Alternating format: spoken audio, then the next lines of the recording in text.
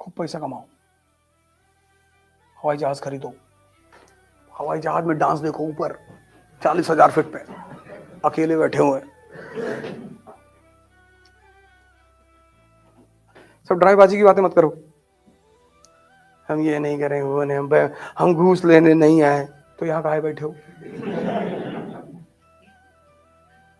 हाँ, जब तुम आदर्शात्मक बातें मत किया करो। तुम्हारा सिलेक्शन हो जाएगा, आईएएस बन जाओगे तो पता ही चल जाएगा तुम कैसे अधिकारी हो। आदर्श की बातें की नहीं जाती, उनकी बातें मत किया करो कि मैं आईएएस बन जाऊंगा, मैं एक पैसा नहीं लूंगा। रुपया तो लोगे।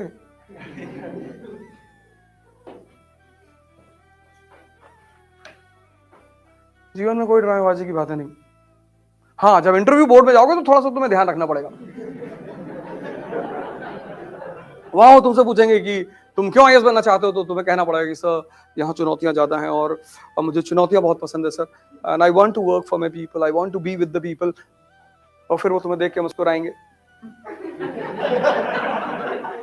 कि झूठ बोल रहे हो बेटा, और तुम भी उन्हें देख के मुस्कुराओगे कि सही पकड़ रहे हो सर। इंटरव्यू बोर्ड में जितना कम बोलना पड़े, समझ लो उतने ज्यादा नंबर मिलेंगे। शर्त यह है कि दोनों पार्टी मुस्कुराए, वो भी मुस्कुराए और तुम भी मुस्कुराओ। What is your opinion about dowry? Dowry is a crime sir. अंदर सांस लेगा, पूरी अंदर खींचेगा।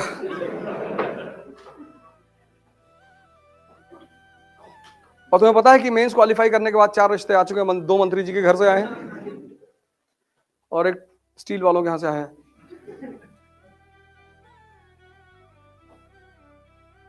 कोई ड्रामेबाजी की बात नहीं।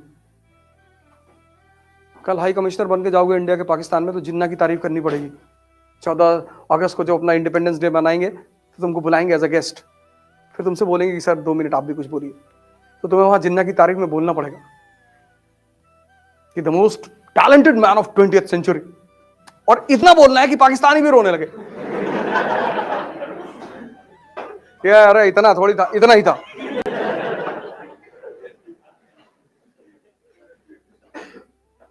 तुम राजा हो और अपने आप को मान लो कि हम राजा हैं, पर इसका मतलब ये नहीं कि राह चलते किसी को एक तमाचा मार दिया। राजा जैसा एटीट्यूड डेवलप करना शुरू कर दो बस। सबसे बात नहीं करना है, सबसे डिस्कस नहीं करना है। भैया योगी जी पावर में नहीं आएंगे, हाँ ना हमसे ठीक, अखिलेश भैया आ रहे, आने दो, हम तो दोनों के राज में रहेंगे मंत्री, कोई भी आए। तुम राजा हो, राजा, ब्यूरोक्रेट। ना तुम हिंदू हो, ना मुसलमान हो, ना दलित हो, ना ब्राह्मण हो, और अगर ये सब हो तो मत करो तैयारी।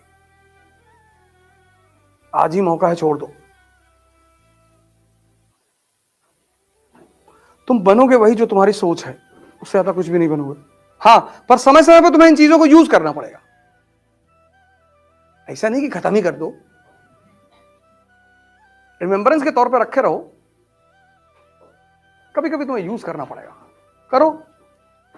अभी पता नहीं कहाँ एमपी का शायद कोई कॉलेज था जिसमें लड़के स्ट्राइक कर रहे थे ऑफलाइन क्लास में, वो कि एग्जामिनेशन बढ़ाओ। कलेक्टर गया हुआ था, पूछ रहा था लड़कों से सवाल, एक भी सवाल का जवाब नहीं दे पा रहे थे। कहा मैं भी इलाहाबाद यूनिवर्सिटी से पढ़ा हूं। नहीं हम लोग एग्जामिनेशन डेट बढ़वाएंगे। कर क्या रहे थे 6 महीने से? नहीं वो सब अलग बातें हैं। उसमें तो एक लड़का यूनिवर्सिटी का छात्र ही नहीं था। कहा मैं छात्र नेता हूं। कहा कौन से कोर्स में हो? कहा मैं पहले कोर्स में था। बोले बेटा हट जाओ, नहीं तो तुमको तो रासुका लगाएंगे तुम्हारे ऊपर।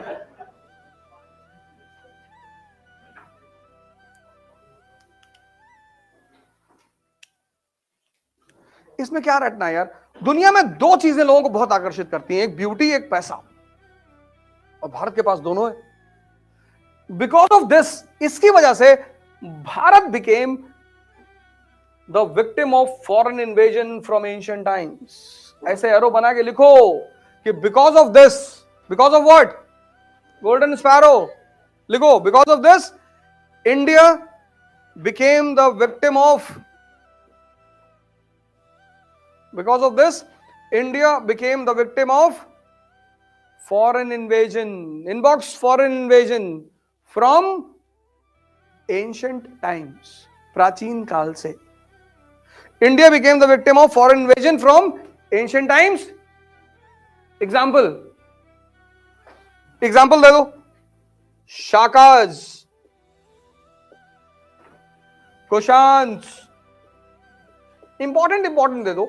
Kushans, Huns,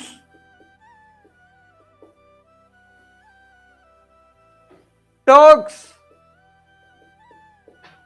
Mongols, Mughals, Irani, Afghani, and today आतंकवादी. अजमल का साहब, बिकॉज ऑफ दिस इस सोने की चिड़िया की वजह से Bharat was the target of foreign invasion. Shakas, famous ruler लिख लो, राम रुद्रदामन. फेमस शाका रूलर रुद्रदामन, नाम लिख लो. Rudradaman. Kushan, famous ruler Kanishka. Hun, famous ruler Mihirakula. MIHIRKULA, Mihirakula. Rudradaman, Kanishka, Mihirakula.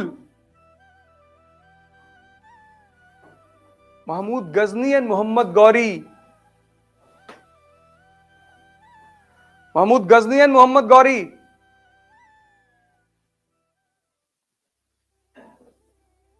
Taimur,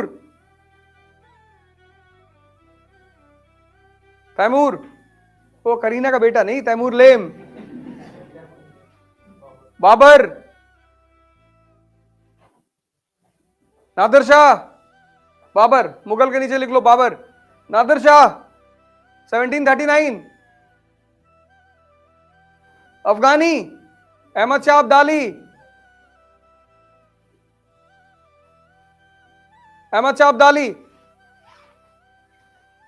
Ajmal का साहब, ठीक. सिर्फ मुसलमानों ने आक्रमण नहीं किया, तो बाद में आए मुसलमान.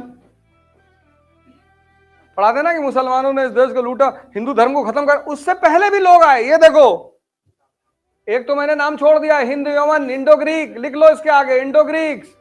उसका सबसे फेमस रूलर मेनेंडर. लिख लो, एक और लिख लो, इंडो ग्रीक्स. हिंद यमन, इंडो ग्रीक्स. ऐसा नहीं सिर्फ मुसलमानों ने इस देश पे हमला किया. ये देखो, ये मुसलमान नहीं है.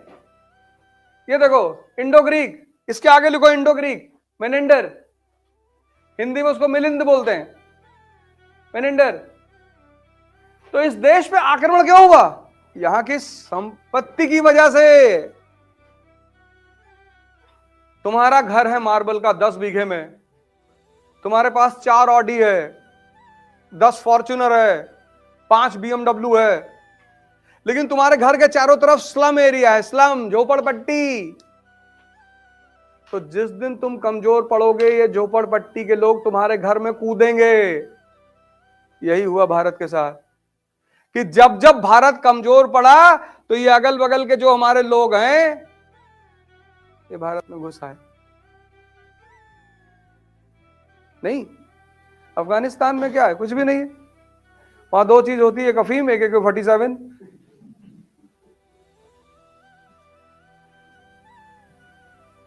महमूद गजनी मंदिर तोड़ने थोड़ी आया था, लेकिन पैसा मंदिर में रखा था.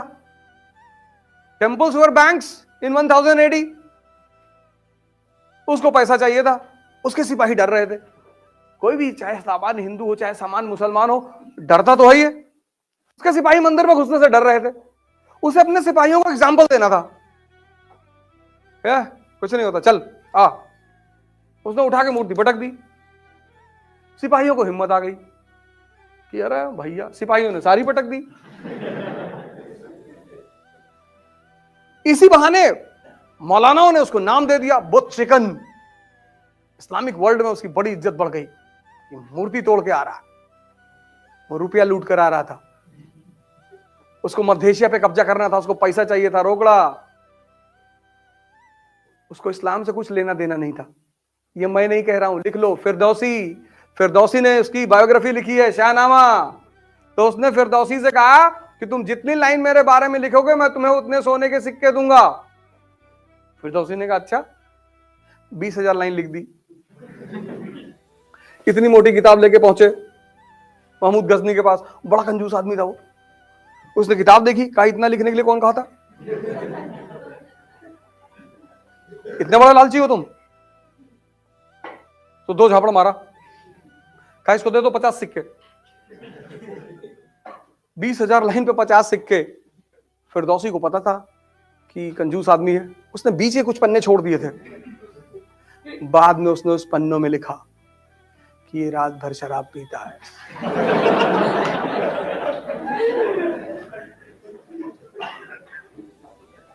आदमी समझदार है बहुत। महमूद बहुत समझदार आदमी है, धर्म का इस्तेमाल करना जानता है अपने इंटरेस्ट को पूरा करने के लिए। सभी यही करते हैं।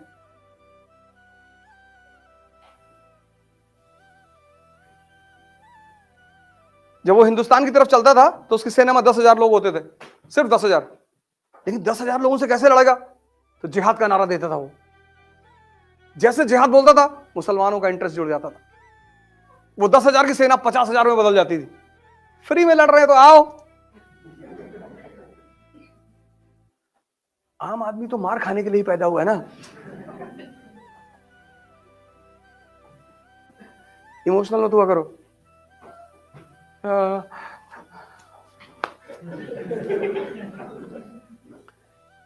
ये सिविल सर्विस की क्लास है, यहां यही सब पढ़ाया जाता है। क्लास के बाहर मिलोगे मैं एक अलग आदमी हूं। प्रोफेशन अलग चीज है, जिंदगी अलग चीज है।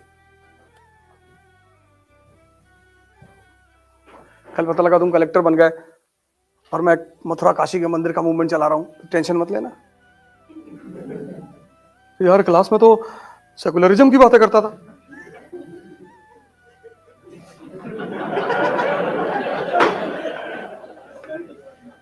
और लाठी चार्ज करने से पहले बता देना कि फायरिंग होने वाली है। मुझको इस सब्जेक्ट ने बर्बाद कर दिया। मैं भैया गांव से आया था, सीधा साधा आदमी। इसने मुझे हिस्ट्री ने ऐसी ऐसी चीजें पढ़ा दी। बिस्मार्क, क्या डेंजरस आदमी है बिस्मार्क। क्या सोचता है, पूरा यूरोप जर्मनी के यूनिफिकेशन के खिलाफ है, बना दिया जर्मनी उसने, किसी को पता ही नहीं चला। और जब पता चला जर्मनी वॉज अ नेशन, तो खड़े होकर जर्मनी में मुस्कुरा रहा 1871 में। हमने तो सजदा कर दिया उसको कि क्या खेलते हो यार। और हमारे गांव के चौबे जी वो गांव की राजनीति करते हैं।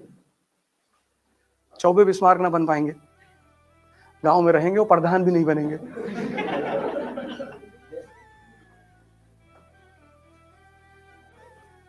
इतना जबरदस्त सब्जेक्ट है ये, इतना। लेकिन मेरे 2 ऑप्शन हो, दोनों विरोधाभासी। एक हिस्ट्री, एक फिलॉसफी। एक ने पढ़ाया कि संसार माया है, तो एक बार विचार आया कि यार हरिद्वार चले जाए।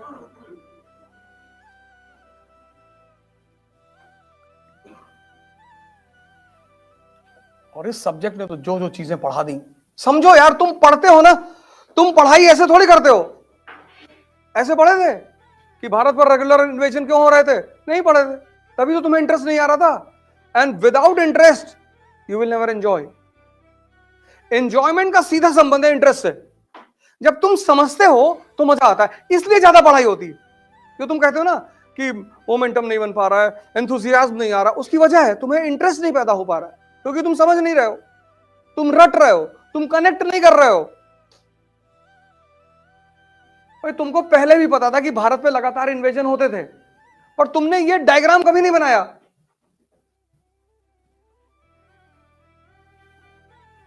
लेकिन ये जितने भी इन्वेजन हैं, इनकी एक खासियत है, they all are from Central Asia. They all are from Central Asia. In 15th century, for the first time, the invaders were from Europe. with the arrival of Vasco da Gama in 1498.